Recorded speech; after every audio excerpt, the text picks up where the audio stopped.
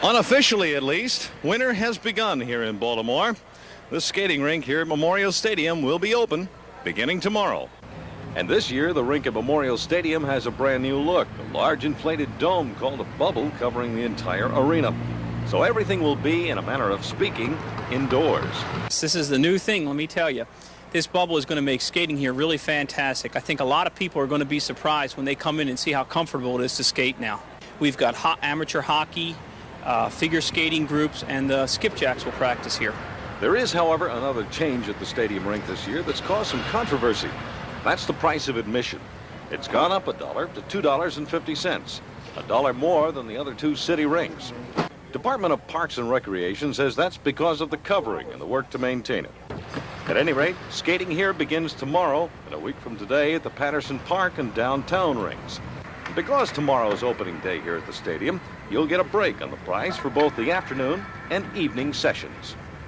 For the time being, the hours here at the Memorial Stadium rink will be about the same as they were last year, as city officials watch to see how well this new bubble is received.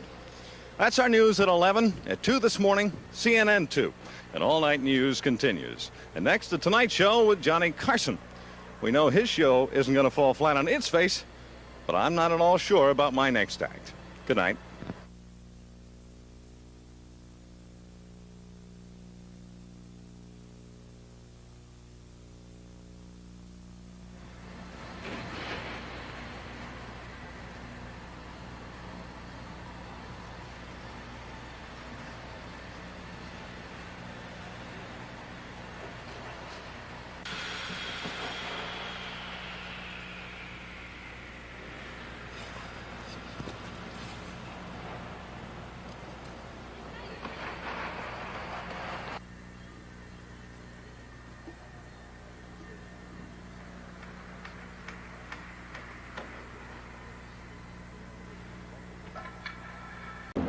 Part of the continued rebirth and excitement going on in downtown Baltimore is the walk through Lexington Mall, where traffic is blocked off from Liberty to Howard Streets. Local residents are able to shop, browse, and socialize in Charm City.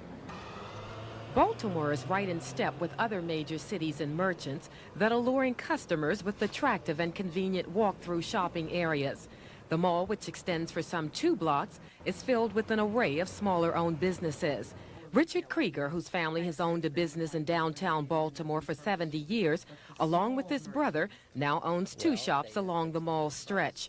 Krieger says merchants are enthusiastic about renewed business, but the real profits won't be seen for some time. People are coming back downtown. Unfortunately, they have not reached in great numbers the retail area yet, because the retail area actually is not ready to receive them yet. One retailer, though, who's been in the mall for just a month, says business couldn't be better. From 12 o'clock to 4 o'clock in the evening, we're doing big business here. We get a little business in the evening. Most of it is between 12 to 4 o'clock, and we're doing very well here. Downtown change. Most important, the people are enjoying the mall. I think it's nice, very nice. We've enjoyed the day. We're going to have lunch and just came just for a short time. I love it. I like just coming down, sitting, watching people go by. I just enjoy people and crowds. I really love it. Dolores Ramsey, News Scene 2, downtown. I want it all, brother.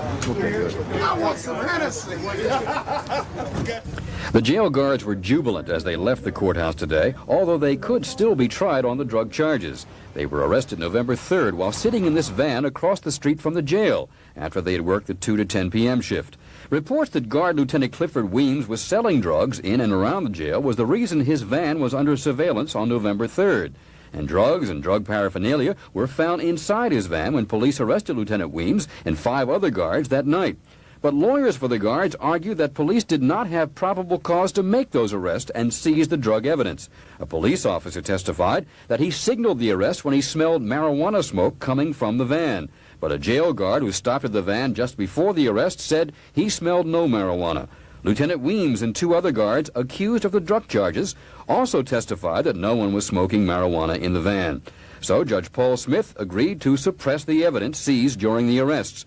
Billy Murphy, Jr., one of the defense lawyers, discussed the ruling. defendants tell the truth sometimes, and the police sometimes tell lies. Do you think the police officer was lying in this case? I'm not going to get into what I think. What I think isn't important. I'm just happy about the verdict, and I think that the judge's ruling was correct. We ought to thank God that we have such a system, rather than the Russian system, where everything that the police does is right all of the time. That's called a police state. We don't have that here.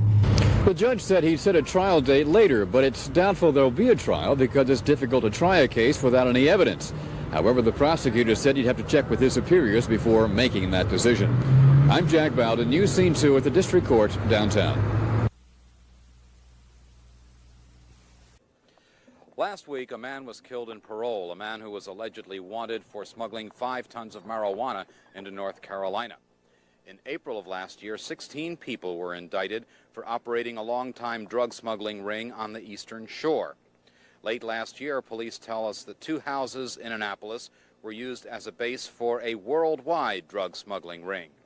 And police tell us this is apparently only the tip of the iceberg. Because of the bay, Maryland has a longer shoreline than California, miles of shoreline that are proving a haven for drug smugglers. As federal programs for drug enforcement has increased in the southeastern United States, the smugglers are moving north, and the problem is now ours. In the last 3 weeks here in Anne Arundel County, the size of catches that have been made, the types of people who have been involved in the drug smuggling acts, and the cases in which the Anne Arundel County Police have been working with. Most of these are large-time dealers. They're coming up from Florida. They're coming in from different areas across the country, and they're making the deals here in Annapolis and Anne Arundel County. In addition to the deserted shoreline, there is also the crowded harbor. Every pleasure boat that docks could be a potential drug smuggler, a situation which legislators feel requires the cooperation of the entire community. With the state police cooperatively working with local police, for instance, we have a city police force and a county police force, and with the feds, the Drug Enforcement Administration, Customs, and the FBI, it is not an impossible situation at all. There is another problem. Police say there is a trickle-down effect to all of the smuggling of drugs through Maryland. As more drugs pass through the state, more is available locally. Lou Davis, News Scene 2, Annapolis. It's been a busy couple of weeks for Edward Hunt, the new owner of the former Pantry Pride store in Edmondson Village. Until 10 years ago, Hunt was selling groceries door-to-door off a truck. The Edmondson Village store, which he bought for $75,000 at the Pantry Pride auction in New York, will be his second supermarket. We did so much work, and we're still working on it. Painting, new equipment in a lot of areas, and had to do a lot of electric wire work, and we had to do a lot of plumbing work. We had a lot of work to do, period. Hunt says he is able to open his store earlier than many of the other new owners because he was able to raise the $300,000 to $400,000 needed for repairs and restocking from his own funds and from other private financing. He has hired 24 former Pantry Pride employees and expects to hire more. He is confident they will be working there for a long time. We're going to try to make it work. We did quite well in Cherry Hill. A&P had a problem in Cherry Hill, and we made that one work, and I just hope the same thing will happen here. When E&S opens its doors Monday morning, Mr. Hunt says it will be flexible enough to meet the needs of the people living in this area. Because Pantry Pride was a large chain, he says, it couldn't do that. And that's why he believes E&S will succeed where Pantry Pride failed. Joan Gartland on the scene in Edmondson Village.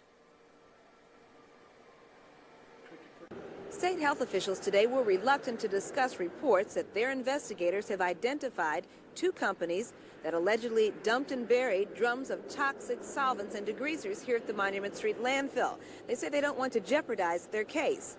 They also say that criminal prosecution of the culprits may prove impossible because of the statute of limitations, and that fact has nearby residents up in arms. Members of the Monument Street Improvement Association say they were told by one state health official that even with this new knowledge, nothing more would be done. I was talking on the phone to Mr. William Chicka the other day, and he informed me that there was not going to be anything done other than what has been done at the landfill. And I said, and that is, he said, well, the drums have been removed and the contents either buried or burned, and that's as far as we intend to go. So I said to him, would you call our attorney and tell him exactly what you're telling me? And he said, yeah. He called our attorney and then changed the story around completely and said the investigation was still underway. Sources within the health department told us it appears these drums were disposed of around 1978. At that time, there was a one-year statute of limitations for criminal prosecution for illegal dumping. But they say they have several administrative or civil options. In this specific case, state health officials say they would attempt to impose a civil fine of up to $500 per occurrence, and they would attempt to recover their cost of $1,250 for removing and disposing of the 8 drums found here last summer. Joyce Jefferson, News Scene 2, Monument Street.